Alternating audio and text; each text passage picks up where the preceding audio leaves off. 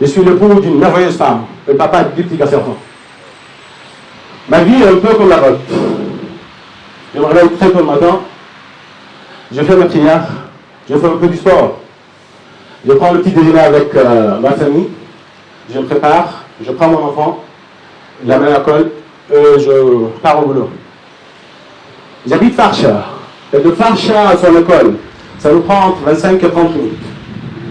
Mais il est super intelligent. Et tellement qu'on s'entend bien avec lui. C'est 25 à 30 minutes. On l'a passé comme si c'était 30 secondes. Mais il y a 3 mois, pour être précis, le 10 mars dernier, il y a quelque chose qui a changé. On s'est réveillé, tout le monde était content. J'ai dit bonjour bébé, j'appelle madame bébé, elle m'appelle chérie. Donc elle dit ça va. Et puis après, baby vient. Mon enfant s'appelle Baby, je l'appelle Baby. Donc il vient, on se fait des câlins, tout. Après on a pris le déjeuner, on est sorti, je l'ai pris par la main, on est monté dans la voiture. Notre petite voiture, c'est une Pontiac en fait. Quand on est monté en fait, en réalité, je pensais à trop de choses. J'avais la tête ailleurs. Il était là, et lui, il est super intelligent. C'est un enfant de 6 ans. Mais avec lui, tu peux t'attendre à des questions comme papa, c'est quoi la NASA? Ou papa, c'est quoi Elon Musk? Ou SpaceX? Donc il était monté, moi j'avais la tête ailleurs. Je lui dis, fiston, est-ce que tu prends le téléphone, tu vas sur YouTube, tu regardes Blazing Teams. Il est fan de Blazing Teams. Il me dit, papa, non, j'aime bien qu'on parle, et puis le temps que tu m'amènes à l'école. J'ai dit, ok. J'ai rangé le téléphone. Il était à côté de moi, il s'est tué quelques secondes.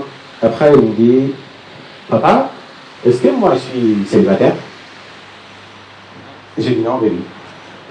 Il me dit, toi, tu es l'époux de maman.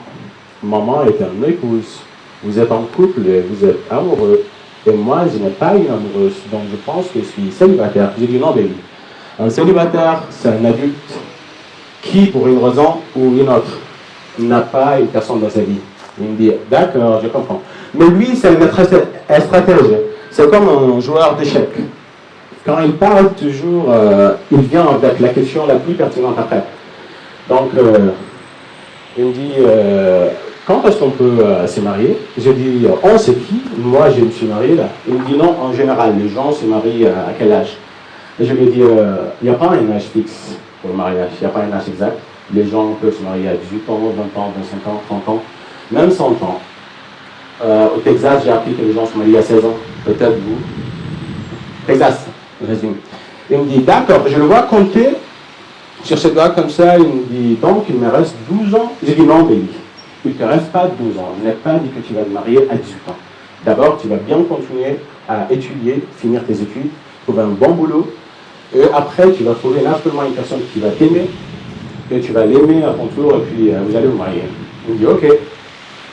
Il me dit, alors papa, je veux bien bosser à l'école, trouver un bon boulot, faire beaucoup de fric, beaucoup d'argent. Je vais m'habiller en costume cravate, plus que toi-même. Je dis, ok, d'accord. Et je vais aussi épouser la plus belle femme au monde. Je dis, baby, je suis d'accord avec toi. Sur tout le point, mais pas le dernier. Il n'était pas content. Il me fixe et puis il me dit, papa, c'est un peu méchant ce que tu dis. Pourquoi? Je dis, parce que papa a épousé maman, et maman est la plus belle femme au monde. Il me dit, toi, tu es malade.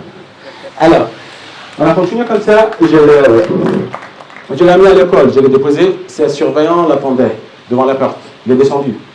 D'habitude, quand je dépose baby, je me dirige directement vers Total Cooper, ici.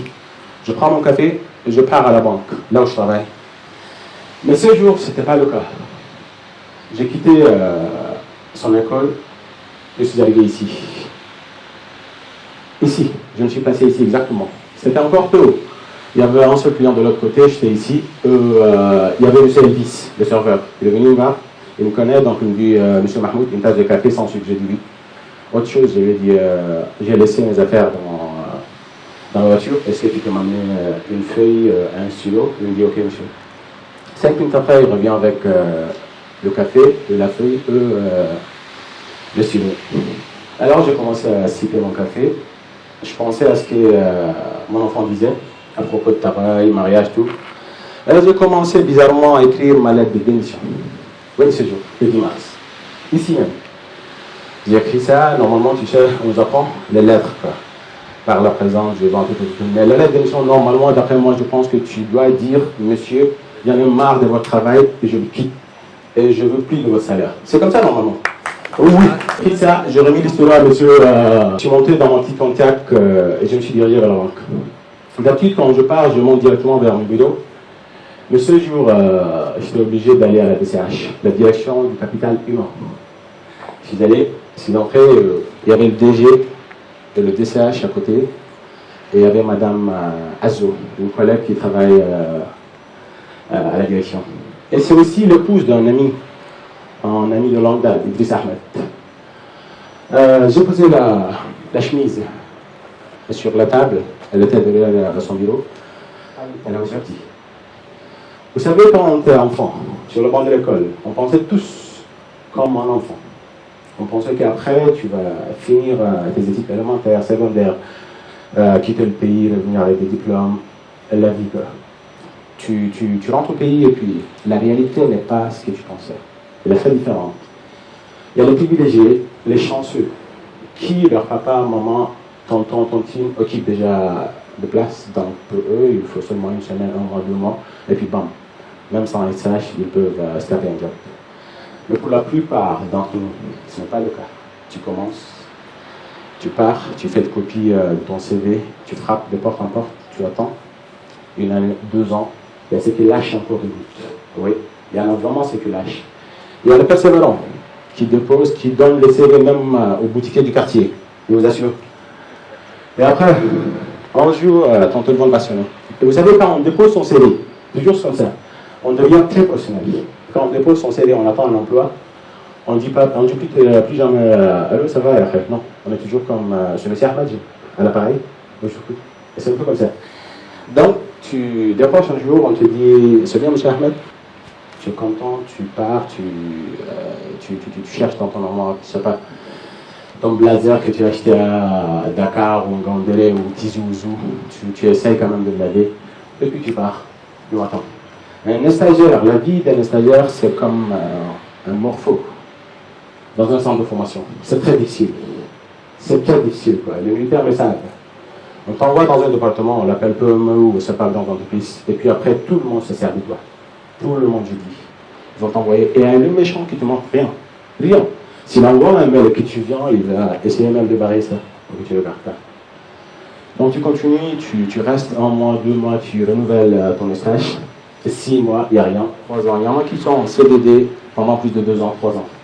Oui, c'est des gens qui bossent pendant. Tu continues. Si tu es chanceux encore, une autre boîte t'appelle. Est-ce comme ça, tu pars, tu vois ton boss, tu lui dis j'ai une offre. Donc, soit je quitte, soit vous me donnez un CDI. Donc, il serre le dent, il te donne un CDI. Le CDI, voilà, tu te dis, oh, c'est la vie de mon rêve. Ouais, c'est ce que je cherche. Tu rentres à la maison, tu te fais un plan, une villa après peut-être 2 ans, une voiture, tu vas te marier, tout. Mais en sorte, c'est une piège. Ouais, pour la plupart. C'est quoi le CDI? On te dit, tu as quelque chose comme avantage. C'est quoi l'avantage? Tu peux prendre du crédit, peut-être aller dans une banque, tu prends du crédit. Couverture médicale, toutes ces choses-là. Et puis, on ne peut pas te renvoyer sans, je ne sais pas, si tu ne connais pas des fraudes, ou quelque chose. C'est le CDI. Et puis, tu continues ta vie comme ça.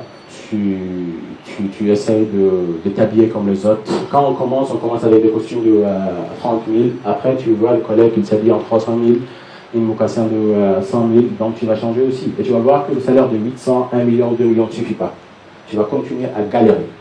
Si à la guerre en Ukraine, le prix du blé, du pain augmente, tu n'as pas ton salaire. Donc c'est ça, tu vas continuer. اغتنم 5 قبل 5. اغتنم 5 قبل 5. اغتنم, ça veut dire bénéficie ou profite de quelque chose. Donc, khamsa, tout le monde connaît, c'est 5. Donc, irtanim khamsan qabla khamsin, ça veut dire profite de 5 choses avant 5 autres. La première chose est shababika qabla haramika. Shababika qabla haramika, qui veut dire ta jeunesse avant ta vieillesse. Qui peut me dire à quel âge s'arrête la jeunesse? Docteur, quelqu'un dit? Oui, 40 ans. Exactement. 40 ans, on est plus jeune. 35 ans, tu dis. Oui, tu es une fille, ça peut aller. 35 ans peut-être. Désolé, je ne suis pas sexiste là. Ok, 35 ans. La vie est comme ça en fait. Les Anglais l'appellent curvilinear. Curvilinear. Les Arabes l'appellent muqawwas. En français, on dit un cercle. Les militaires l'appellent 360 degrés. Après ça, c'est le kuhula. Kuhula, c'est tu n'es pas vieux et tu n'es pas jeune non plus. Ce que les filles adorent maintenant, ils te disent waouh, il est cool, il a un peu de cheveux blancs comme ça. C'est ça le kuhula. Et après cette phase, tu vas vite passer à la phase prochaine qui s'appelle shaykhuka. On appelle ici cheikh. Cheikh, en fait, ce n'est pas un chef de tribu ou quelqu'un qui se connaît en religion. Cheikh, ça veut dire shaykh, en vieux, tout simplement. زعمتني شيخا ولست بشيخ إنما الشيخ من يدوب دليلا. Et un gars qui a proposé à une fille, elle lui dit tu es cher, tu es vieux, je veux pas de toi. Il dit زعمتني شيخا ولست بشيخ إنما الشيخ من يدوب دليلا. Elle croit que je suis vieux alors que je ne le suis pas. Un vieux, c'est quelqu'un qui marche doucement et qui n'a pas d'énergie. Et le second point, صحتك قبل سقمك. Ta santé avant ta maladie. Est-ce qu'il y a une personne qui n'est jamais tombée malade ici? Il n'y a pas, je pense. Il n'y a pas une personne. Même ceux qui ont pris du diabète, vous tombez malade. Donc, on tombe malade tous. Si on n'est pas en bonne santé, on ne vient pas ici. On sait que dans ce pays, là où nous vivons, il y a des milliardaires qui quittent ces pays toutes les 2 semaines, chaque mois, pour aller en France, à Val-de-Grâce, en Arabie Saoudite, pour se soigner. On ne sait pas cette bénédiction. C'est vraiment quelque chose qu'il faut vraiment prendre soin. Parce que si tu as tout l'argent du monde, on te prend ta santé, tu ne vas plus jamais vivre, quoi. En fait, il y a 2 choses plus importantes que l'argent dans la vie. L'argent est vraiment important, mais il y a 2 choses. La famille et la santé. C'est les 2 choses les plus importantes que l'enfant. Si tu n'as pas ça, tu ne peux pas t'occuper de ta famille et ça ne dit rien. Donc ici, les 2 conseils pour bien prendre soin de soi et de bien manger et de faire du sport. Vous savez, on a une société qui est très généreuse, très brave, on a de très belles traditions, culture, tout. Mais on ne se dit pas la vérité. On veut toujours entendre ce qu'on veut, pas ce qu'on a besoin d'entendre. Donc, pour faire du sport, j'ai rencontré des gens qui vont te dire ok, je vais prendre le congé pour m'inscrire à la salle de gym et commencer. C'est pas comme ça. On vieillit, on est des cellules, on meurt là. Tu t'occupes de toi. C'est très important. Je manque de personne. Je sais que c'est le génétique. Quoi. Ça, c'est nos papas, nos ancêtres qui nous ont donné. Mais tu peux t'occuper de toi. Tu n'as pas besoin d'aller à la salle de gym. Si tu peux, oui. Mais si ça te prend du temps, tu te fais un petit tapis dans ton salon, tu fais du HIIT, High Intensity Training, du sit-ups, du pull-ups. Donc je parlais de la santé. La seconde chose est la nourriture. Il faut vraiment manger sain. On s'en fout ici au Cap. Tu pars, tu vois une personne qui prend peut-être de la viande chameau pour diminuer de la bouffe. Lui, assurément, ça fait mal. Il y a un sage arabe qui a dit Al-Batma tutidhib al-Fatma. Ça veut dire un gros ventre fait perdre la perspicacité ou la sagesse. Les Arabes, quand ils emploient qalb, ce n'est pas toujours le cœur, parfois c'est l'esprit.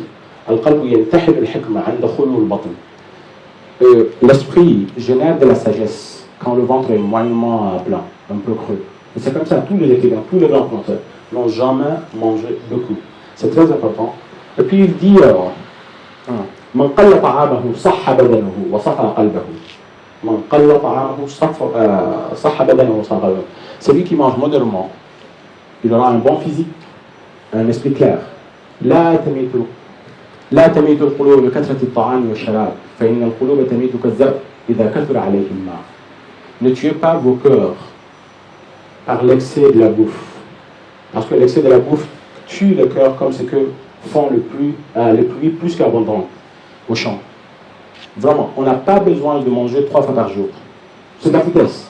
Ils veulent seulement vendre ça, quoi. Tu peux manger 2 fois par jour, une seule fois par jour, et ça marche. Occupez-vous bien de votre santé. Le troisième point, c'est Firaruka qabla shaghalika. Firaruka qabla shaghalika. Ton temps libre avant ta préoccupation. C'est très important. Et si tu prends soin de ça, Tu vas même avoir de promotion. S'asseoir avec les amis et ça. Tu n'as qu'un lion. Tu n'apprends pas une deuxième langue. Tu n'apprends pas les outils informatiques nouvelles. Tu ne fais pas du sport.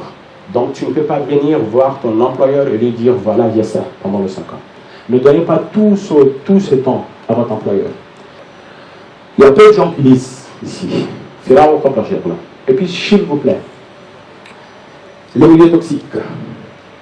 Quand on arrive à un certain stade dans notre vie, il faut arrêter l'ami s'il ne va pas. Si tu t'assois avec quelqu'un, tu as 25 ans, 30 ans, 35 ans, et il parle encore de Noël Bouquet ou la SGD ou laquelle tu l'arrêtes, c'est pas ton ami. Je t'assure, toi. Il faut les couper de ta vie. Ce n'est pas un ami. Oui, si tu te dis, elle est comme ça, et puis vous pouvez peut-être, je ne sais pas, avoir contact et puis continuer une vie, ça c'est important. Donc, donnez cette vie précieuse à vous et à votre famille et à des choses qui vous profitent, mais pas à des futurités. Le quatrième point, c'est Maluka, ta fortune, ta richesse avant ta pauvreté. Je sais qu'il y a des gens qui sont nés riches et qui mourront riches, mais ils peuvent toujours faire mieux. On voit ici des gens, des jeunes gens, monter dans des voitures de 18 millions, 15 millions. Ça vient en Gessner, et puis des babouches, je ne sais pas, qui sont fabriqués en Turquie, en Italie. Il n'y a pas un Turc ou un Italien qui porte ça. C'est seulement ici au Tchad, quoi. Oui, s'ils ont l'argent, ils peuvent apporter ça. Mais il y en a des gens qui n'ont pas ça. Mais ils veulent coûte que coûte payer ça et puis porter, continuer. Il y a ceux qui ont des projets de 5-6 millions, ils n'ont pas l'argent. Vous voyez le paradoxe. Donc, ils ne peuvent pas prendre 5 minutes pour s'asseoir et réfléchir comment faire pour m'en sortir de là. Et le cinquième point, c'est Hayatika qabla mamatika. Hayatika qabla mamatika. Ta vie avant ta mort. Cette vie est vraiment précieuse. Elle est précieuse. Elle est vraiment courte. Elle est très courte. Je pense que je connais pas mal de gens ici. Ok, M. Hassan ici, on se connaît depuis 98 au moins. Avec Dido, on se connaît depuis Dido, Berdei, là-bas, tous ces gens que vous voyez ici, on est des amis. On a eu une différence d'âge de 5 ans, 2 ans, 3 ans, comme ça. On se connaît depuis 90. Oui. On était des amis, de jeunes enfants. On jouait avec mes shorts là-bas à Goudi, et maintenant on est des hommes. Bientôt, on va partir. Oui. Donc, c'est une bénédiction. Essayez d'utiliser ça. Essayez de faire le maximum pour donner tout ce temps à des personnes qui sont chères pour vous. Investissez sur vous, apprenez des choses et générez de l'argent avec ça. Il y a 80 ans. Et qui a entendu parler de l'opération Barbarossa? Pas vous. C'était il y a 80 ans. C'était pendant la Seconde Guerre mondiale. Il y avait un soldat, un jeune soldat allemand qui vient d'être recruté par l'Allemagne, les nazis. Il avait 18 ans. Et en temps de guerre, on n'a pas le temps de former les gens comme il le faut. C'était des formations rapides, quoi. Tu tires couché, à genoux, debout, t'attaques et puis on t'embarque. Tu pars, c'est bon. Et ce soldat croyait vraiment à Hitler. Il croyait que c'est vraiment un patriote, il aime son pays, donc il est parti s'engager dans l'armée. Quelques jours après, ils ont franchi les territoires soviétiques du RSS. Ils sont tombés dans une embuscade. Et l'embuscade, on dit souvent, tu es croisé, tu es baisé. Personne ne sort. Il était le seul survivant. Il s'appelle Schneider. Ils l'ont récupéré, Thomas Schneider. Ils l'ont récupéré, ils l'ont emmené au commandant soviétique. Le commandant soviétique lui a dit, tu as deux choix. Soit on t'amène dehors demain à 5 heures. On te torture. Pendant quelques jours, on t'exécute. Soit tu sortiras par cette porte. Il y a une grande porte en acier, fermée avec un cadenas. On lui a donné un paquet de cigarettes. Il est resté, il a fumé tout son paquet, il a dit au commandant, je veux bien qu'on me torture, on m'exécute. Il a choisi ça. Après, ils l'ont torturé des jours et des jours, ils l'ont exécuté. Et le sergent qui est chargé de son exécution, il est venu voir le commandant et il dit, mon commandant, est-ce que vous pouvez me dire qu'est-ce qu'il y a derrière la porte? Il lui dit, derrière la porte, c'est la liberté. S'il sort, moi je suis un officier supérieur et je tiens mes paroles. Il peut quitter. C'est ça la vie. Parfois il faut oser. C'est très difficile de ne pas avoir de plan et quitter. mais essayez de ne pas quand même rester dans des endroits toxiques. Ça fait mal. Ça fait mal à vous, ça fait mal à votre famille.